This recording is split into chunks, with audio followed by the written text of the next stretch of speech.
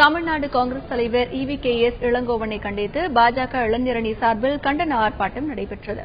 சென்னை வள்ளுவர் கோட்டத்தில் நடைபெற்ற இந்த ஆர்ப்பாட்டத்தில் பாஜகவைச் சேர்ந்த பலர் பங்கேற்று முழக்கமிட்டனர்.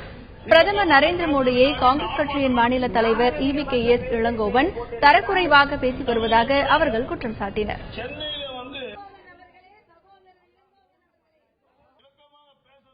பின்னர் செய்தியாளர்களிடம் பேசிய தமிழிசை சவுந்தரராஜன் வலுவான கூட்டணி அமைத்தும் சட்டப்பேரவைத் தேர்தலில் காங்கிரஸ் கட்சி படுதோல்வி அடைந்துள்ளதாக தெரிவித்தார்.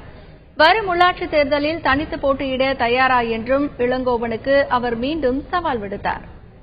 தமிழக தேர்தலை பொறுத்தமட்டில் காங்கிரஸ் நிச்சயமாக இந்த சட்டமன்ற தேர்தலில் தோல்வி அடைந்திருக்கிறது என்று தான் நான் சொல்வேன்.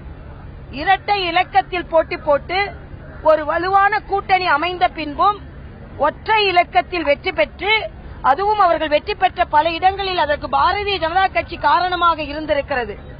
அதனால் வரும் உள்ளாட்சி தேர்தலில் நான் ஏற்கனவே சவால் விட்டிருக்கிறேன். நாங்கள் தனியாக நின்று நாங்கள் நகராட்சியை பிடிப்போம், நாங்கள் குறிப்பிட்ட சதவீத வாக்குகளை வாங்குவோம். இளங்கோவன் அவர்களே, எங்களை விமர்சித்துக் கொண்டிருப்பதற்கு பதிலாக நீங்களும் தனியாக நில்லுங்கள், எவ்வளவு வாக்குகளை நீங்கள் வாங்குகிறீர்கள் என்பதை நாங்களும் பார்த்துவிடத்தான் போகிறோம்.